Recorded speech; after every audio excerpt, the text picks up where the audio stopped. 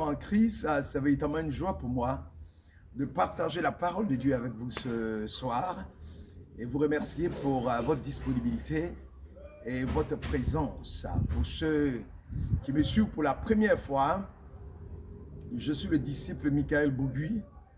Je suis disciple de Christ. Je prêche l'évangile, j'annonce Jésus-Christ de Nazareth et je fais partie des implantateurs des églises en Côte d'Ivoire. Je bénis le nom de l'Éternel qui, chaque jour, m'a donné la force de pouvoir faire cette œuvre où nous sommes plusieurs engagés dedans. Et je lève et je célèbre le nom de l'Éternel. Voilà, aujourd'hui, je voudrais partager ce thème-là avec vous parce que nous avons commencé avec les dons du Saint-Esprit, c'est-à-dire les dons du Saint-Esprit et leurs manifestations. Et dans les manifestations du Saint-Esprit, nous sommes tombés en accord avec la parole de Dieu, parce que c'est dans la parole de Dieu que nous tirons les éléments. La parole de Dieu, il y a 9 dons. Il y a les dons de révélation, il y a les dons d'inspiration et il y a les dons de démonstration de puissance. Et les théologiens l'ont rassemblé en 3 groupes qui font qu'il y a 3 dans les dons d'inspiration et les dons vocaux. Il y a 3 rassemblés dans les dons de révélation et 3 qui sont rassemblés dans les dons de démonstration de puissance. Et dans le premier enseignement que nous avons eu, c'est que nous avons parlé d'abord premièrement des dons de révélation. Et nous avons achevé ce thème-là. Et maintenant, nous passons à la phase des dons d'inspiration et des dons vocaux. Nous allons demander à l'Éternel des armées de nous donner la force pour pouvoir faire cet enseignement dans le nom puissant de Jésus. Notre Père et notre Dieu, nous prions le Seigneur. Nous bénissons ton nom, nous t'élèvons. Nous proclamons ton règne, nous célébrons ta victoire. Nous invoquons la puissance de ton règne. Avec toi, Dieu, tu es tant aimé pour détruire les plans des, pour renverser les fondements et nous donner la victoire. Seigneur, je suis ton serviteur. Je suis là pour parler de toi. J'ai annoncé ton nom. J'ai annoncé la manifestation de ta puissance à travers les dons de révélation. Aujourd'hui, nous allons aborder les dons puissants, les dons vocaux ou encore les dons d'inspiration. Éternel, viens et donne-moi ton intelligence. Contrôle tout et dirige tout pour ta gloire, rien que pour ta gloire dans le nom puissant de Jésus. Alléluia. Je disais, effectivement, nous allons traiter des dons d'inspiration ou d'expression ou encore les dons vocaux. Oui, les dons d'inspiration ou d'expression ou encore les dons vocaux. Je voulais dire que nous sommes chrétiens. Lorsque nous acceptons Jésus-Christ de Nazareth et que nous nous faisons baptiser par immersion, nous sortons de ce baptême, l'Esprit de l'Éternel est sur nous. Maintenant, il met en nous des dons qui fait partie de notre héritage. Mais en tant que chrétiens, nous devons exprimer ces dons, nous devons manifester ces dons-là.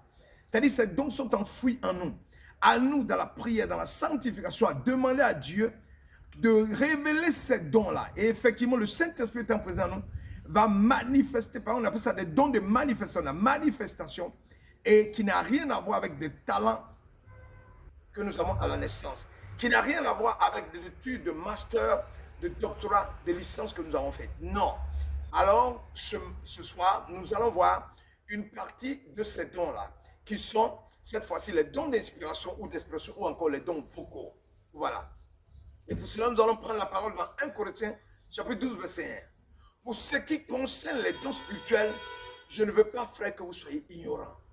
Vous voyez déjà que l'apôtre place le fait qu'il ne veut pas que nous demeurions dans l'ignorance, parce que nous savons que le manque de connaissance fait périr le peuple de Dieu.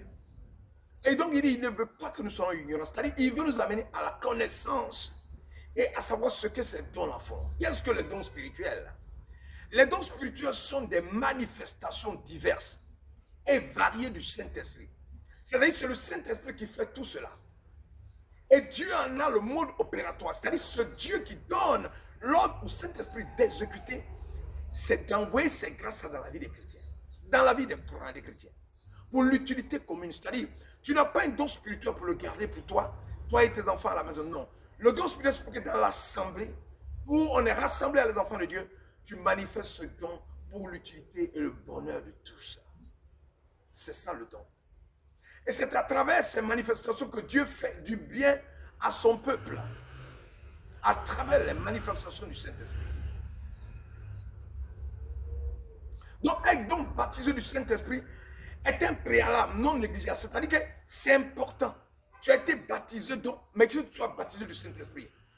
Parce que tu ne peux pas exercer les dons spirituels qui émanent du Saint-Esprit et qui sont en toi un fruit qui doit se manifester sans que tu aies l'Esprit sur toi. Non. Si tu n'as pas le Saint-Esprit, tu ne peux pas manifester les dons spirituels. Il faut dire que dans l'ancienne alliance, l'Esprit descendait ponctuellement sur les oints de l'Éternel, les prophètes, les sacrificateurs, les rois, pour au travers de ces personnes exercer quoi? Un ministère particulier au bénéfice du peuple de Dieu. Mais aujourd'hui, Christ, quand il meurt, qu'il s'en va, il dit, j'enverrai sur vous le Paraclet, le Saint-Esprit. Et ce Saint-Esprit, il a envoyé. Et on ne doit plus maintenant aller trouver. Je n'ai pas dit de ne pas consulter vos pasteurs. Mais ce n'est pas le pasteur qui a l'exclusivité de la parole de Dieu, qui a l'exclusivité des manifestations de la puissance de Dieu. Aujourd'hui, cet esprit qui jadis inspirait les prophètes et sacrificateurs et conduisait les rois, vit désormais en nous, si du moins nous avons reçu Jésus-Christ comme Seigneur et Sauveur. Il faut préciser ça. Si tu n'as pas reçu Jésus-Christ comme Seigneur et Sauveur, cet esprit ne peut pas être avec toi. Et si nous recevons le Saint-Esprit, quand nous croyons, il présente un gage de l'héritage céleste, selon que le déclare la parole de Dieu. Oui, la Bible déclare dans les Écritures, Éphésiens chapitre 1, verset 13 à 14, lorsque le Saint-Esprit vient donc à nous, il vient déjà avec des dons, selon la grâce que Dieu accorde à chacun, pour le bien de tous. Ces dons sont ignorés pour la plupart des chrétiens et ont besoin d'être juste activés dans notre vie. Mais nous ne sommes pas censés nous limiter à ce que nous avons reçu, c'est-à-dire le parler en langue. Nous pouvons aspirer à plus du moment où nos motivations sont saines. Ainsi, Paul nous recommande d'aspirer aux dons les meilleurs, selon 1 Corinthiens chapitre 12, verset 31. En effet, il existe une diversité de dons. 1 Corinthiens chapitre 12, verset 8 dit, en effet, à l'un est donné par l'Esprit une parole de sagesse, à l'autre une parole de connaissance. Selon le même esprit, à un autre la foi. Par le même esprit, à un autre le don des guérisons. Par le même esprit, à un autre le don d'opérer des miracles. À un autre la prophétie. À un autre le discernement des esprits. À un autre la diversité des langues. À un autre l'interprétation des langues. Ça veut dire que c'est le même esprit saint là qui fait tout cela. Il donne les dons de guérison.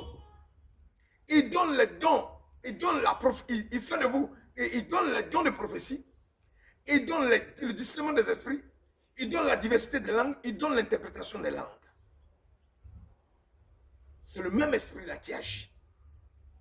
Il existe donc au total, comme je le disais, 9 dons de l'esprit que nous pouvons répartir comme suit. Nous avons premièrement les dons d'inspiration ou d'expression ou les dons vocaux et qui contiennent la diversité des langues, l'interprétation des langues et la prophétie. Et ça, c'est le premier. Nous avons les dons de révélation. Dans les dons de révélation, il y a la parole de sagesse, il y a la parole de connaissance, le discernement des esprits. Et nous avons les dons de puissance. Dans le don de puissance, il y a la foi, il y a le don de guérison et le don d'opérer des miracles. Alors, comme je disais, nous avons les 3 dons regroupés 3 par 3 qui font 9. Donc nous avons le don d'inspiration ou d'expression ou les dons vocaux, dans lequel il y a la diversité des langues, l'interprétation des langues et la prophétie. Ça, c'est le don d'inspiration ou d'expression ou les dons vocaux. La diversité des langues, l'interprétation des langues et la prophétie. Voilà. Nous avons les dons de révélation, que j'ai déjà traités, qui contiennent la parole de sagesse, la parole de connaissance et le discernement des esprits. Et nous avons le don de puissance, dans lequel nous trouvons la foi, le don des guérisons. Ce n'est pas le don des guérisons, le don des guérisons et le don d'opérer des miracles. Ça fait les 9 dons, qui sont regroupés en 3. Dons d'inspiration, d'expression ou les dons vocaux, les dons de révélation et les dons de puissance. Nous allons aujourd'hui traiter le sous-thème suivant, les dons d'inspiration ou d'expression ou les dons vocaux. Dans le don d'inspiration et d'expression, les dons vocaux, il y a la diversité des langues, il y a l'interprétation des langues et il y a la prophétie. Voilà. Les dons d'inspiration ou d'expression ou les dons vocaux, c'est quoi? Comme je vous l'ai dit, cela contient 3 éléments, la diversité des langues, l'interprétation des langues et la prophétie. L'interprétation de langue, on peut le voir dans 1 Corinthiens chapitre 12, verset 10. Qu'est-ce que l'interprétation de langue? L'interprétation de langue est l'exposé surnaturel par l'esprit de la signification des paroles prononcées dans une langue inconnue, sans que l'intelligence humaine n'intervienne. C'est un thème c'est un thème qui a besoin qu'on aille étape par étape pour que les chrétiens que nous sommes puissent comprendre. Qu'est-ce que l'interprétation des langues? Parce que dans le don, comme on dit, dans le don d'inspiration et d'expression, nous avons l'interprétation des langues. L'interprétation des langues est l'exposé surnaturel que nous donne le Saint-Esprit de la signification des paroles prononcées dans une langue inconnue sans que l'intelligence humaine n'intervienne. Je voulais préciser, il ne s'agit pas de la tradition par quelqu'un qui connaît votre langue. C'est-à-dire, vous êtes dans une assemblée, quelqu'un parle dans votre ethnie en vous disant quelque chose que vous connaissez. Non, ce n'est pas ça. Il ne s'agit pas de traduire ce que quelqu'un dit dans une langue qu'il connaît. C'est l'Esprit de Dieu, dans l'enfant de Dieu, qui interprète et qui œuvre. Donc, l'interprétation est donc un miracle. Si vous voyez quelqu'un qui est en train d'interpréter, parce que vous parlez en langue, il faut bien qu'il y ait quelqu'un pour pouvoir interpréter ce que vous êtes en train de dire. Et pour qu'il puisse interpréter cela, c'est un miracle. Parce que quelquefois, il ne comprend pas votre langue et il parle dans votre langue. Il parle en russe, en tchétchène, il parle en babylon, il parle dans une langue que lui-même, il ne connaît pas. Il exprime quelque chose et vous comprenez. Vous voyez qu'il parle votre langue alors qu'il ne connaît même pas votre langue. Donc, c'est une interprétation qui est comme l'interprétation, c'est un miracle. Voilà. C'est ça le don d'interprétation. Celui qui interprète ne prête aucune attention aux mots prononcés dans la langue inconnue, dont il ne peut analyser les phrases. C'est comme Dieu fait sortir des paroles dont il n'est pas le maître. Et voilà. Et les dons d'interprétation, celui qui interprète est donc ignorant et dépend donc complètement de Dieu pour interpréter la pensée de l'esprit exprimée dans une langue inconnue. Il se trouve dans la même ignorance que lorsqu'il prie en langue et ne comprend pas ce qu'il dit. Voilà.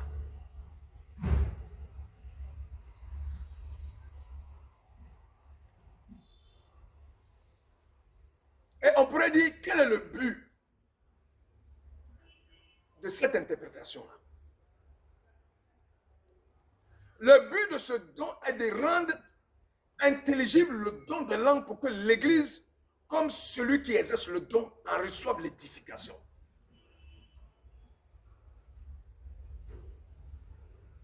Paul veut qu'il y en ait un qui interprète. Parce que si tu parles en langue et qu'il n'y a personne pour interpréter, tu t'édifies toi-même, mais tu n'édifies pas les autres. Alors que lorsque tu parles en langue et qu'il y a quelqu'un qui est capable d'interpréter ça, interpréter cela en français, en anglais, en malaisien, dans une langue que tout le monde comprend, lui implicitement, en faisant l'interprétation, il prophétise. Mais toute l'assemblée peut comprendre ce qu'il a en train de dire. Et ça édifie le peuple de Dieu. C'est pour cela que Paul dit qu'il y en a un qui interprète. Ce don ainsi que les deux autres dons, prophétie et langue, doivent être utilisés exclusivement dans l'Église, dans l'assemblée des enfants de Dieu.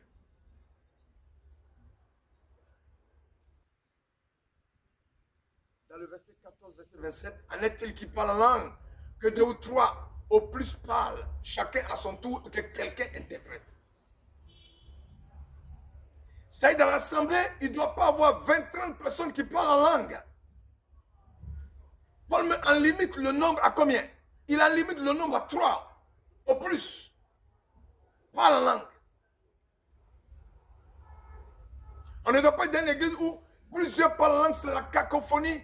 L'esprit est soumis au prophète. Il faut qu'on se calme. Quand l'autre parle en langue, il finit et puis toi tu prends la parole. Mais une assemblée, tout le monde parle en langue. C'est la cacophonie générale. Paul veut que nous évitons cela. Nous devons rendre clair pour l'entendement de celui qui parle en langue ce qui a déjà édifié son esprit. C'est-à-dire ça a édifié son esprit. Maintenant, nous, qu'est-ce qu'on doit faire? On doit, toi qui as l'interprétation, tu dois traduire ce qui a édifié son esprit pour que cela édifie le peuple de Dieu. C'est pourquoi que celui qui parle en langue prie pour avoir le don d'interpréter. Car si je prie en langue, mon esprit est en prière. Mais mon intelligence demeure stérile. Selon 1 Corinthiens chapitre 14, verset 13 à 14. Si j'ai pris en langue, mon esprit est en prière. Mais mon intelligence demeure stérile. Ce n'est pas un choc, c'est ça qui est la vérité. Les frères en Christ que nous sommes devons connaître la vérité. Bien sûr, il ne s'agit pas de mon parler en langue privée à laquelle je m'édifie moi-même, mais de celui que je peux être poussé à exprimer en public. Si je suis à la maison, que je suis en train de parler en langue, je m'édifie moi, mais il n'y a pas de problème, je n'ai pas besoin d'un interprète, je m'édifie.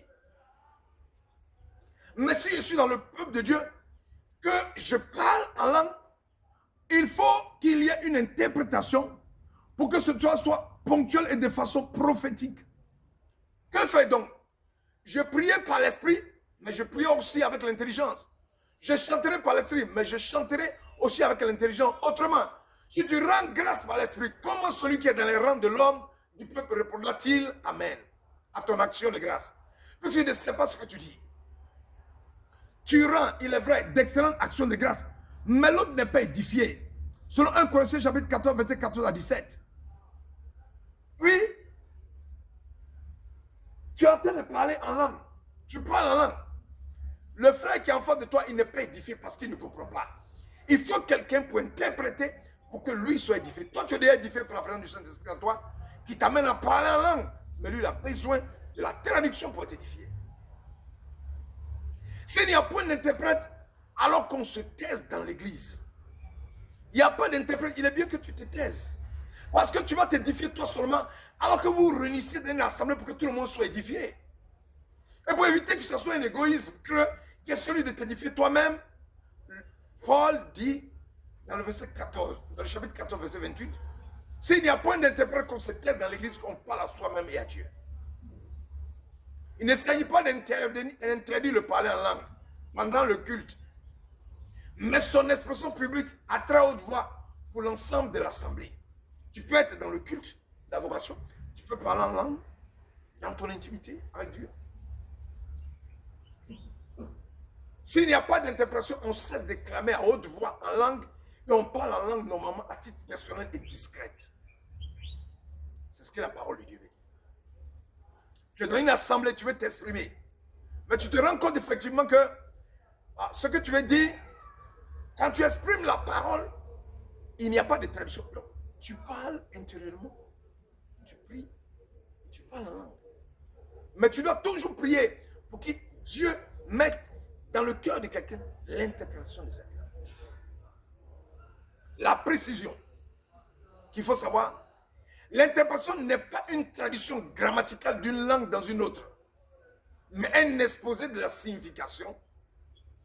Elle peut même être très différente de l'expression originale et très imagée, parabolique, descriptive ou littérale, suivant l'impulsion de l'esprit ou le caractère de celui qui interprète. Quelqu'un peut parler en langue pendant 5 minutes, où il donne plusieurs phrases, mais dans la tradition, tu peux traduire cela en quelques mots.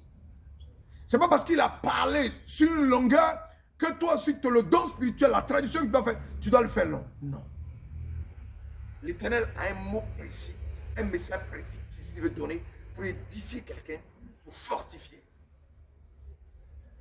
Le terme grec original, diermeo, diermeuno, signifie expression à fond. Non pas traduit, c'est plus une transposition qu'une traduction. Comme lorsque Joseph révéla la signification des songes, du palettier et des chansons. Ou comme Jésus lorsqu'il transposa dans la parole de l'ivraie et du bon grain, les thèmes du plan naturel sur le plan spirituel. Cela explique pourquoi l'interprétation peut être plus longue que le parler en langue, ou vice-versa.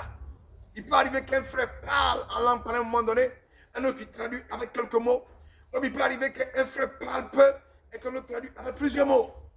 Cela n'a aucun impact Ce n'est pas parce que quelqu'un a parlé en langue sur 5 minutes que forcément la traduction doit être 5 minutes. Non. Toutefois, l'interprétation peut parfois être une traduction littérale du message en langue. On l'a vu avec le cas des auditeurs, par exemple, connaissant la langue dans laquelle le message était donné. Voilà. Ça peut arriver. Il y a des villes dans les pays dans lesquels vous arrivez, vous entrez dans une église, comme des Roumains qui sont dans une église en France. Les frères et les sœurs qui étaient dans cette assemblée ne connaissaient pas leur langue. Mais quand le don spirituel est descendu, ils ont commencé à parler des langues qui viennent de Roumanie, qui a édifié les frères. Et à la fin du culte, les frères sont allés trouver celui-là pour dire, tu parlais en roumain, tu nous as dit ceci, cela. Ils non, c'est l'Éternel des armées qui me donnait et j'ai libéré le message. Ils ont été édifiés, ça les a changés, ça a bouleversé leur vie. Ça les a amenés à avoir une véritable communion, connexion véritable avec l'Éternel des armées. Je voudrais préciser que Dieu parle toutes les langues. Il a parlé en chaldéen au roi Nebuchadnezzar. Il a parlé à Belshazzar et en hébreu à Moïse. Il a même fait parler un âne. Dieu a la capacité de le faire. Il a fait parler une ânesse en chaldéen. Pour dire que Dieu parle toutes les langues. Le messager qui interprète le fait avec les mots de son éducation, de sa culture, de sa langue et de son expérience. Un individu qui n'est pas là à l'école, qui n'a pas fait de hautes études, qui est dans une assemblée sur qui l'Esprit descend, le Saint-Esprit lui donnera de s'exprimer avec les mots de son niveau de connaissance. Le Saint-Esprit s'adapte à votre niveau de connaissance, à votre niveau de culture, votre niveau de langue, votre expérience. La perfection dans les dons n'est pas de ce monde, même si on peut s'en approcher. Ceux qui parlent en langue sont exhortés à prier afin de recevoir le don d'interprétation. Tu parles en langue et puis tu interprètes en même temps. Tu parles en langue, tu t'édifies et tu interprètes, le peuple de Dieu est édifié. Parce que l'objectif du don en langue, c'est d'édifier les enfants de Dieu. C'est pourquoi que celui qui parle en langue prie pour avoir le don d'interprétation, selon le verset 13. Cette exhortation se veut généreuse pour nous inviter à y plonger. L'interprétation peut être une exhortation, mais elle peut aussi être une louange, une bénédiction. Y en a-t-il qui parlent en langue que 2 ou 3 ou plus parlent, chacun son tour. Que quelqu'un interprète. Le chiffre, il est de 2 ou 3. qui est la source de l'équilibre. Non pas que le contraire soit dramatique dans une assemblée en expansion dans ce domaine, mais on va vite voir les limites et réaliser que les pensées convergent vers un même message donné par le Seigneur. L'exercice du don d'interprétation des langues met le chrétien, l'enfant de Dieu, qui l'exerce au même niveau que celui qui exerce le don de prophétie. Parce que l'autre, il parle en langue, il est édifié. Toi, tu as le don d'interprétation, tu interprètes son message. Donc, ça peut être mis au même niveau que le don de prophétie.